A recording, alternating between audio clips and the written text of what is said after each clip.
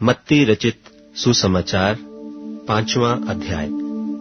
वह इस भीड़ को देखकर पहाड़ पर चढ़ गया और जब बैठ गया तो उसके चेले उसके पास आए और वह अपना मुंह खोलकर उन्हें यह उपदेश देने लगा। धन्य है वे जो मन के दीन हैं, क्योंकि स्वर्ग का राज उन्हीं का है। धन्य है वे जो शोक करते हैं, क्योंकि वे शांति पाएंगे। धन्य है वे जो नम्र हैं, क्योंकि वे पृथ्वी के अधिकारी होंगे। धन्य है वे जो धर्म के भूखे और प्यासे हैं, क्योंकि वे तृप्त किए जाएंगे। धन्य है वे जो दयावंत हैं, क्योंकि उन पर दया की जाएगी। धन्य है वे जिनके मन शुद्ध हैं, क्योंकि वे परमेश्वर को देखेंगे। धन्य है वे जो मेल करवाने वाले हैं, क्योंकि वे परमेश्वर के पुत्र कहलाएंगे।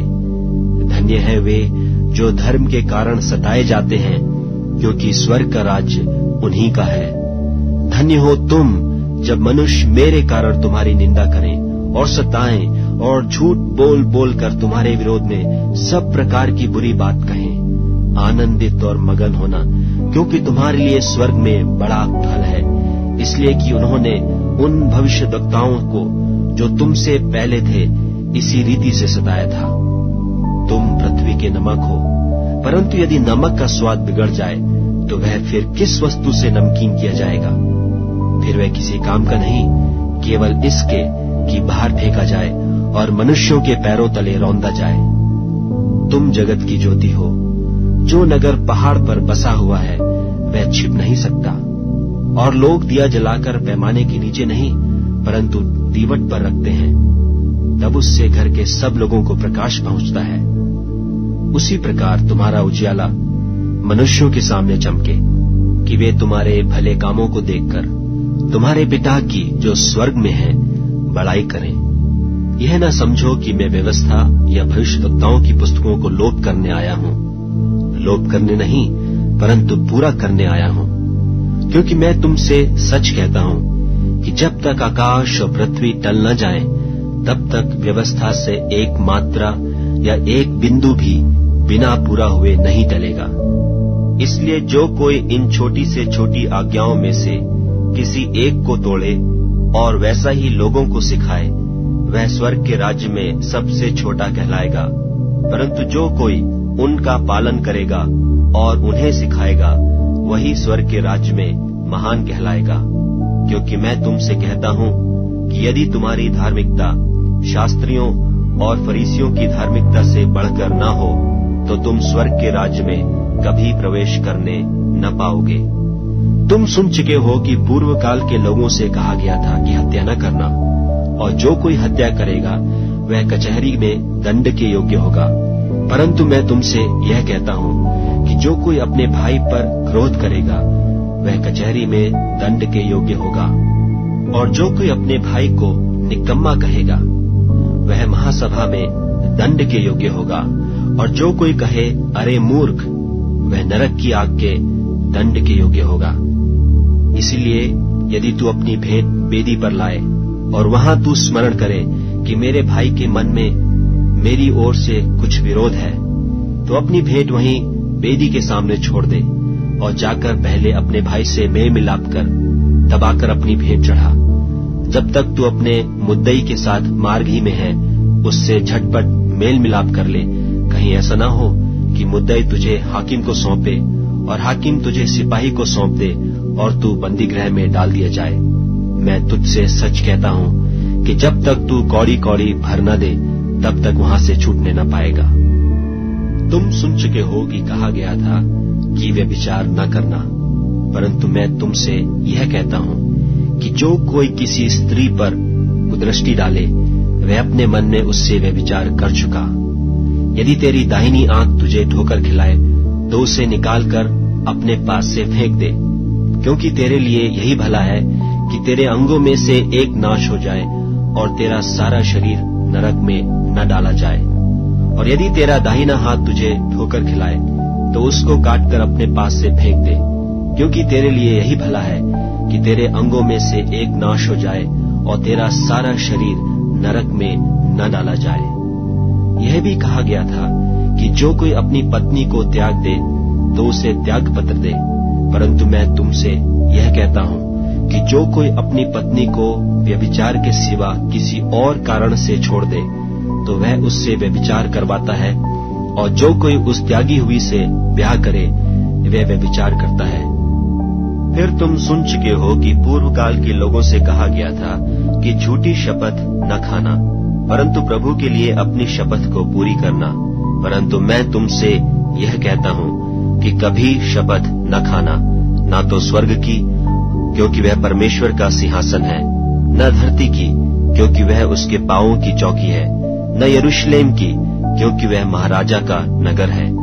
अपने सिर की भी शपथ न खाना, क्योंकि तू एक बाल को भी न उजला न काला कर सकता है, परंतु तुम्हारी बात हाँ की हाँ या नहीं की नहीं हो, क्योंकि जो कुछ इससे अधिक होता है वह बुराई से होता है। तुम सुन चुके हो कि कहा गया था कि आंख के बदले आंख और दांत के बदले दांत, परंतु मैं तुमसे यह कहता हूं कि बुरे का सामना न करना, परंतु जो कोई तेरे दाहिने गाल पर थप्पड़ मारे उसकी ओर दूसरा भी फेर दे। और यदि कोई तुझ पर नालिश करके तेरा कुर्ता लेना चाहे तो उससे दोहर भी ले लेने दे। और जो कोई तुझे कोस भर बेगार में ले जाए तो उसके साथ 2 कोस चला जा। जो कोई तुझसे मांगे उसे दे, और जो तुझसे उधार लेना चाहे उससे मुंह न मोड़।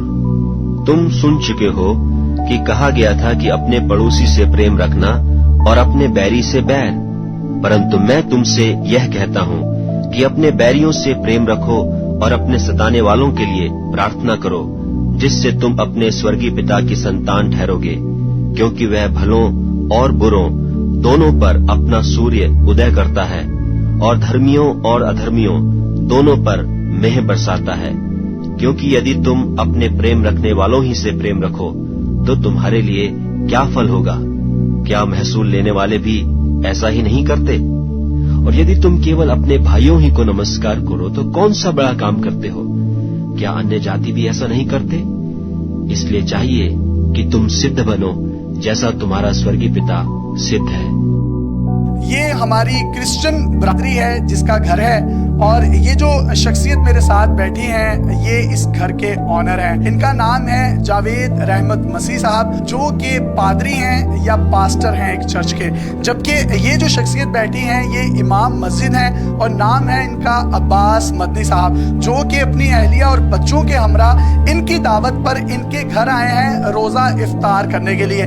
हर साल जावेद मसीह साहब अपने इस इमाम मस्जिद दोस्त को अपने घर बुलाते हैं, इनकी इफ्तार करवाते हैं। इनकी फैमिली के साथ घुल मिल जाती है, और खानों में समोसे, पकोड़े, खजूरें, फल, फ्रूट चाट, दही बल्ले और बेशुमार मशरूबात से इनकी तवाज़ो की जाती है। ये इंतहाई खूबसूरत पैगाम है रिलीजियस हारमनी के हवाले से, जो कि रमजान में एक दूसरे के अदब के साथ साथ एक दूसरे के मजहब के एहतराम की तालीमात को भी फिरोग देता है। आप कितने अरसे से ये जो इमाम मस्जिद है और इनकी फैमिली है इनको अपने घर में बुला रहे हैं और इफ्तार करवा रहे हैं? मेरा नाम पास्टर जावेद रहमत है और मैं the holy soul revival church ministry के साथ काम करता हूँ, और बाबा फरीद कॉलोनी में हमारा चर्च है। जब से मैं खिदमत में आऊँ मेरा ये मोटो रहा है कि मैं जो है मजहबी आमांगी की बात करूँ, और मैंने हमेशा हर प्लेटफॉर्म पे इसको जो है उजागर करने की कोशिश की है। मैं पिछले चंद सालों से अपने अजीज़ मेहमान जनाब अब्बास मदनी साहब को जो है मदऊ कर रहा हूँ, और हर साल जो है हम जो है अफ्तार की जो है पार्टी रखते हैं, जिससे ये होता है कि बच्चे भी घुल मिल जाते हैं, हमारे जो ख़ानदानी जो है मरासम जो है मजबूत हो रहे हैं, और इससे जो है मैं समझता हूँ कि दुनिया के लिए एक बड़ा खूबसूरत पैगाम है कि मजहबी हमांगी की बड़ी ज़रूरत है। जब तक हमारी लीडरशिप जो मजहबी लीडरशिप है उसकी जिम्मेदारी सबसे ज़्यादा है। मेरी दरख्वास्त है कि इसी तरह आप भी जो है इस हारमनी को फ़रोग दें, क्योंकि हम आपस में एक ही हैं, क्योंकि इंसान का मजहब सबसे बड़ी इंसानियत है, और इंसानियत को लेकर चलेंगे तो हम दुनिया में भी और आखिरत में भी कामयाबी पाएंगे। जब आप इनके घर आते हैं, इफ्तार करते हैं अपनी मिसेस के साथ, बच्चों के साथ आते हैं, तो कैसा लगता है? बहुत अच्छे लोग हैं ये, बहुत प्यार करते हैं, बड़ी रिस्पेक्ट देते हैं, और ये हमारी इफ्तारी करवाते हैं। 3-4 साल से हम आ रहे हैं, ये भी हमारे घर में आते हैं, हम एक दूसरे से सही तरीके से मिल रहे हैं। आप दोनों की जो बेगमें हैं वो भी घुल मिल जाती हैं। दस्तरखान मेजबान ने लगाया है, लेकिन आने वाला जो मेहमान है वो भी मेजबान के साथ मेजबान बना हुआ है और मिलजुल कर जो है एक यगानियत और मिली इत्तेहाद का और मजहबी हम आहंगी का एक ज़बरदस्त मैसेज दे रहा है। आप समझते हैं कि आप दोनों की जो फैमिलीज हैं, आप दोनों की जो बेगमात हैं, वो भी उतनी ही खिराज तहसीन की मुस्तहिक हैं जितने आप दोनों हैं। ये भी पाकिस्तानी है, हम भी पाकिस्तानी हैं, ये भी हमारे मुल्क के हिस्सा में, हम भी इनके हिस्से हैं। और हमारी मिसेज जो है आपस में बहनें बहनें बनी हुई है, आपस में मिलजुल रही आपकी हैं। दोस्तियाँ कितने अरसे से हैं? मेरी दोस्ती तो रहमत साहब से तकरीबन कुछ 40 साल से होगी। कभी कोई इख्तलाफ नहीं हुआ, कभी कोई लड़ाई नहीं हुई? आज तक मेरी किसी दूसरे मजहब के शख्स के साथ तो क्या, मेरी तो अपनी बरादरी में भी लड़ाई होती नहीं है। अगर कोई लड़ना भी चाहे तो मैं कहता हूँ भाई मैं आपसे जो कमज़ोर हूँ मैं नहीं लड़ सकता। वाह वाह वाह। मैं मोहब्बत का जो है दाई हूँ और मोहब्बत की बात ही करता हूँ। जब एक तरफ से मोहब्बत आती है और दोस्त भी आपके 30-40 साल से हैं, तो दोस्ती में भी कोई ऊंच नीच हो ही जाती है, कोई बात बुरी लग जाती है। ये तो कहते हैं कि मैं लड़ता नहीं हूँ, तो अगर ये लड़ लेते हैं तो फिर आप माफ कर देते हैं? अगर ये लड़ेंगे नहीं तो माफी कहाँ से होगी? लड़ेंगे तो माफी होगी ना भाई, अभी तो लड़े ही नहीं। आप ये दुआ करें कि हम लड़े ही ना, तीसरी पार्टी हमें लड़ाई ना, तो हम लड़ेंगे नहीं, ना माफी होगी, ना झगड़ा होगा, झगड़ा होगा तो माफी होगी ना। हमारे में तो भाई है ही दर्स ये, मोहब्बत दो और मोहब्बत दो।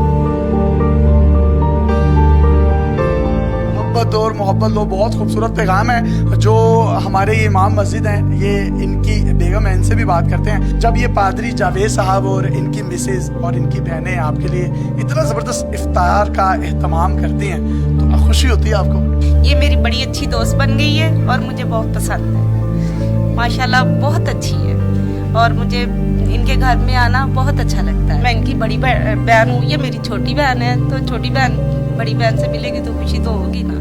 आप जब इनके घर जाती हैं भाभी, तो इनकी तरफ से भी ऐसी मोहब्बत का इजहार किया जाता है? बिल्कुल ऐसे ही करती हैं। ये बहुत अच्छा खाना बनाती है, बहुत अच्छे से तरीके से हमें मिलती हैं और मेरी एक बड़ी अच्छी दोस्त है, फ्रेंड है मेरी।